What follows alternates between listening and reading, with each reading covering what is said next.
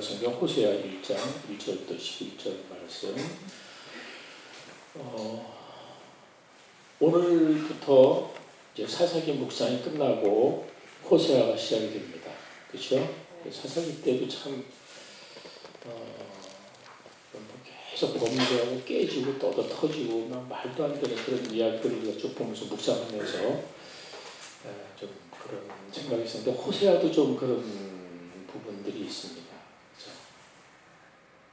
이 사사기에도 황당한 이야기들, 엽기적인 그런 이야기들이 있었지만 호세아서는 첫 장을 열자마자 또 엽기적인 황당한 그 충격적인 사건으로 하나님과 이스라엘 백성들의 관계가 시작되는 것을 우리가 보게 됩니다. 그런 생각을 하면서 호세아서 1장 1절부터 11절까지 오늘 묵상 본문인데요. 같이 교독해서 한번 일단 읽겠습니다. 우시아와 요담과 아하스와 히스기야가 이어 유다 왕이 된 시대, 곧 요아스의 아들 여로보암이 이스라엘 왕이 된 시대에 부엘의 아들 호세아에게 임한 여호와의 말씀이라. 여호와께서 총 호세아에게 말씀하시되 여호와께서 호세아에게 이르시되 너는 가서 음란한 여자를 맞이하여 음란한 자식을 낳아라. 이 나라가 여호와를 떠나 그에게 음란하니라 하시니 이에 그가 가서 디블라임의 딸 고멜을 맞이하였더니 고멜이 임신하여 아들을 낳으매 여호와께서 호세아에게 이르시되 그의 이름을 이스라엘이라 하라. 조공에 내가 이스라엘의 피를 이어올 집에 갚으며 이스라엘 족속의 나라를 빼앗을 것입니다. 그날에 내가 이스라엘 골짜기에서 이스라엘의 활을 꺾으리라 하시니라. 고멜이 또 임신하여 딸을 낳으매 여호와께서 호세아에게 이르시되 그의 이름을 로루하마라 하라. 내가 다시 이스라엘 족속 긍휼히 여겨서 용서하지 않을 것입니다. 그러나 내가 유다 족속을 긍휼히 여겨 그들의 하나님 여호와로 구원하겠고 활과 칼이나 전쟁이나 말과 마병으로 구원하지 아니하리라 하시니라. 고멜이 로루하마를 젖댄 후에 또 임신하여 아들을 낳으매 몇 절을 읽었죠? 예?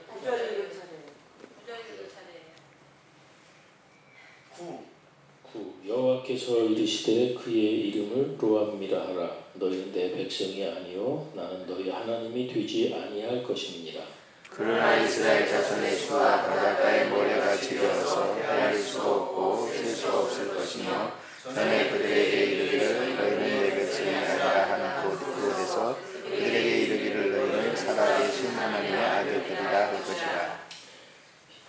다같이 이에 유다 자손과 이스라엘 자손이 함께 모여 우두머리를 세우고 그 땅에서부터 올라오리니 이스라엘의 날이 클 것입니다. 아멘. 사람들은 누구나 나쁜 말이나 안 좋은 말보다는 칭찬을 듣는 걸 좋아합니다. 그래서 우리가 사람과의 관계 속에서 그래서 일부러 뭐 잘 못했어도 그냥 잘했다고 칭찬할 때가 있죠. 네. 별거 아닌 일에도 우리는 칭찬하고 합니다. 근데 왜냐하면 그만큼 사람들은 싫은 소리, 또 책망하는 소리 이런 소리를 굉장히 듣기가 싫죠. 잘못을 지적하든지 책망하는 사람 멀리해요. 근데 주로 이스라엘 백성들 입장에서 선지자는 달가웠겠습니까? 아니면 미웠겠습니까? 미웠죠. 왜 그래요? 늘 책망하는, 죄를 경고하는, 하나님의 말씀을 전해 듣기 싫은 말을 하는 거예요. 그러니까 이스라엘 역사에서 이 남북 왕조 시대, 특별히 남북 왕조의 마지막 혼란을 시던 시대에는 선지자가 더 많이 등장합니다. 그때마다 선지자들의 이야기를 들으면 이스라엘 백성들이나 그냥 지도자들은 굉장히 듣기가 싫어요.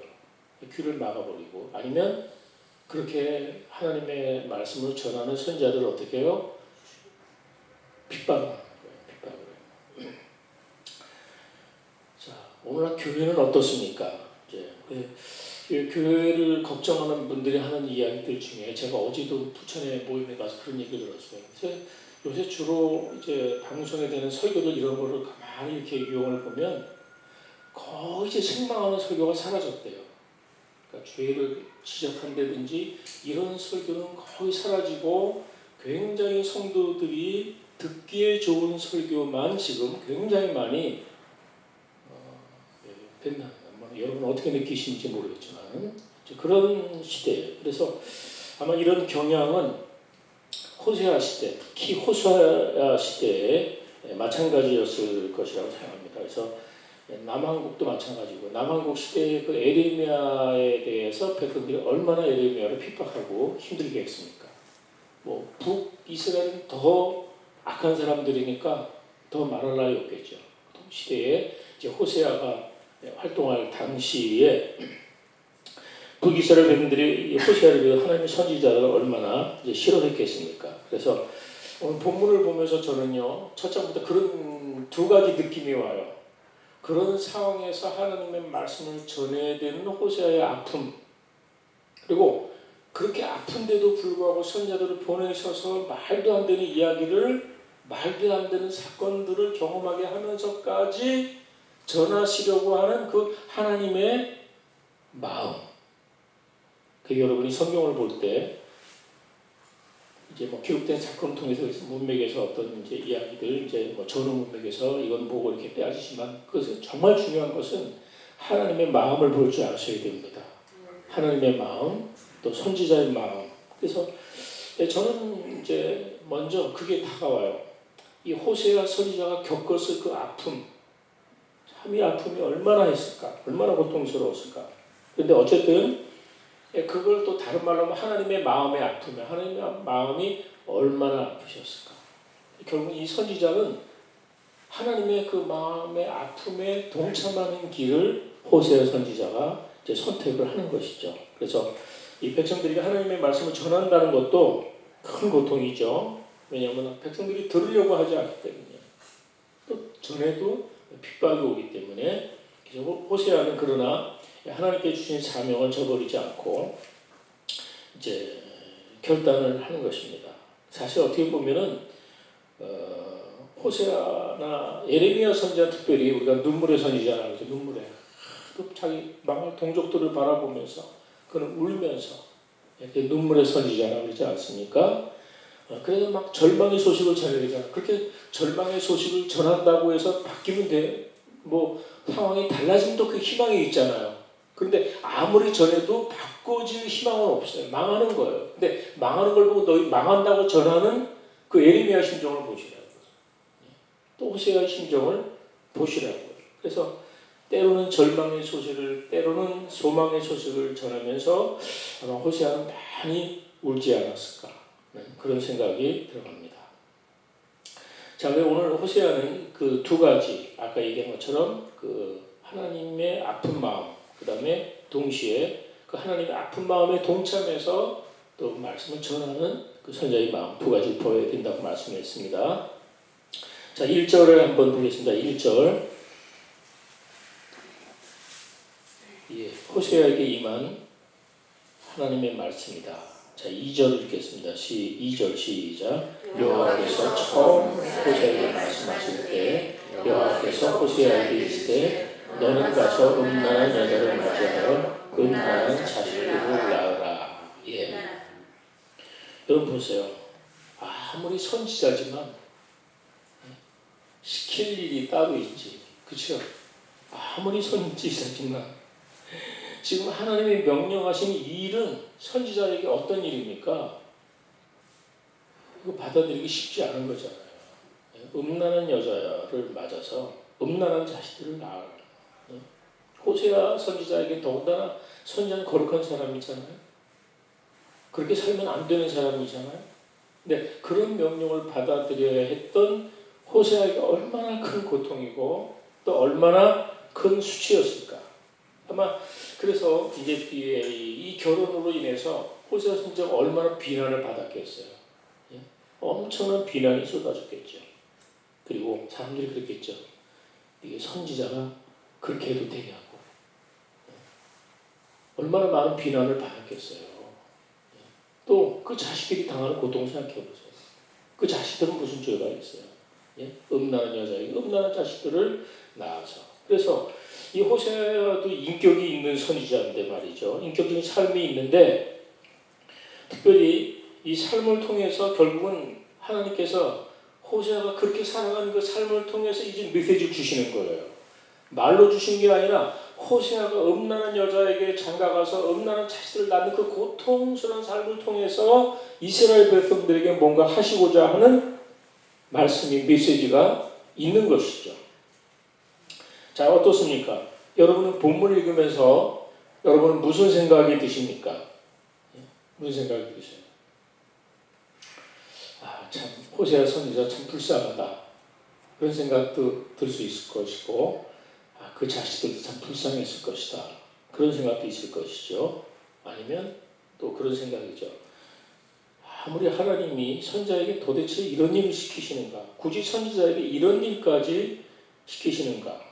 그런 생각을 우리가 할 수 있는데 하지만 이것이 도덕적으로 윤리적으로 옳고 그러다 이런 차원이 아니에요. 중요한 건 뭡니까? 이렇게 해서라도 전하시려고 하는 하나님의 마음이 있다는 것입니다. 그걸 기억하시기 바랍니다. 이런 말도 되지 않는 이런 명령을 통해서라도 이런 명령을 내리시면서까지 이스라엘 백성을 깨닫게 하시려는 그 하나님의 마음을 우리가 생각해야 됩니다. 하나님, 이 선지자는 그 하나님의 마음을 아는 사람이에요. 그렇기 때문에 선지자는 이 명령을 거부하지 않고 하나님의 뜻을 겸허하게 인정하고 수용을 하죠. 그래서 호세아 선지자는 그 다음 보세요. 그렇게 명령을 이야기합니다. 그랬더니 3절에 같이 읽어요. 시작. 이에 그가 가서 디블라임의 딸 고멜을 맞이하더니 고멜이 임신하여 아들을 낳으니 여호와께서 호세아에게 이르시되 그 이름을 이스라엘이라 하라. 조금의 내가 이스라엘의 예후의 집에 갚으며 이스라엘 족속의 나라를 폐할 것입니다. 자, 여기 보니까 이에 가서 여기서 순종한 거죠. 받아들인 거죠. 디블라임의 딸 고멜을 취했다. 고멜을 맞았다는 표현이 나오는데 자, 여기 고멜이 아무개의 딸이라는 것 말은 뭘 의미하고 있겠습니까? 이거는 비유가 아니라는 거예요. 역사성을 이야기하는 거예요. 이해하시겠습니까? 그 자체가 역사성이에요. 그러니까 디블라임의 딸이라는 말은 이 선자의 결혼이 어떤 비유나 어떤 영적 음란, 뭐 상상 속에서 어떤 영적 음란한 것을 생각하라 이런 게 아니라는 거예요. 역사적으로, 구체적으로. 그래서 정말 이 호세아 선지자는 정말 음란한 여자하고 결혼을 한 것입니다. 성경에는 이 결혼을 통해서 하나님의 마음을 보여주는 광경이 여러 군데 있어요. 특별히 대표적으로 이제 아가서 같은 거죠. 아가서 그 전체가 이 결혼의 과정이지 않습니까? 그래서 하나님은 그 과정을 통해서 하나님께서 하나님의 백성을 얼마나 사랑하시는지 또는 교회를 얼마나 사랑하시는지를 보여줍니다. 이게 호세아도 마찬가지예요. 호세아가 이렇게 이런 명령을 하나님께 내리고 순종한 과정을 통해서 하나님의 마음을 읽어야 된다고 말씀드렸어요. 자, 하나님의 마음을 어디서 살 수 있냐면 2장, 좀 이제 우리가 내일 본문이지만 한번 가서 보겠습니다. 2장, 모레 본문이죠. 19절, 2장 19절 말씀, 주입자 본문인데요. 2장 19절, 20절 보세요. 찾으셨습니까? 예, 같이 한번 읽읍시다. 내가 네게 장가들어 영원히 살게 공회와 정의와 은총과 공의여김으로 네게 장가들며 진실하고 네게 장가들리니 내가 여호와를 알리라. 여호와께서 이르시되 거기까지. 자, 여기 이 말씀 보면 여기서 나는 누굽니까? 내가 맨 처음에 하면 내는 누구입니까? 하나님이죠. 하나님이 누구한테? 여기 네게 장가들니 여기 네게는 하나님이 장가들겠다는 네는 누구예요? 이스라엘이지. 이스라엘. 그러니까 하나님 이 말씀을 통해서 자신이 이스라엘 백성들을 얼마나 사랑하시는지 하나님이 이스라엘 백성들에게 장가들었답니다. 이해하시겠습니까? 그 하나님의 마음을 여러분 아시겠습니까? 하나님 우리를 이렇게 사랑하신다는 것을 호세아서를 통해서 우리는 정말 진한 하나님의 정말 진한 하나님의 사랑을 우리가 생각해야 됩니다. 그래서 이스라엘 백성들을 어떻게 대하실지를 말씀하고자 하는 거예요.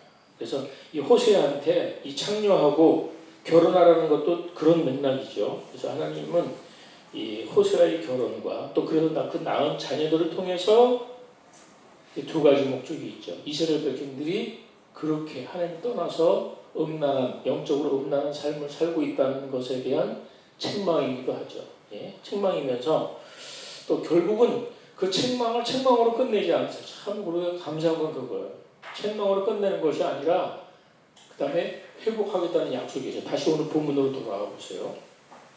그렇게 말도 안 되는 명령을 내리셨어요. 그래갖고 아이를 셋이나 낳았잖아요. 말도 안 되는 아이를 셋이나. 그 아이들의 이름이 참 고통스러운 이름들이에요.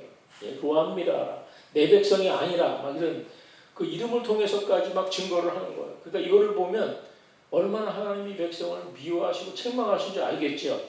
예? 이 정도로 하나님이 이렇게 책망하신 걸 알 수 있어요. 그런데 그걸로 끝나지를 않아요.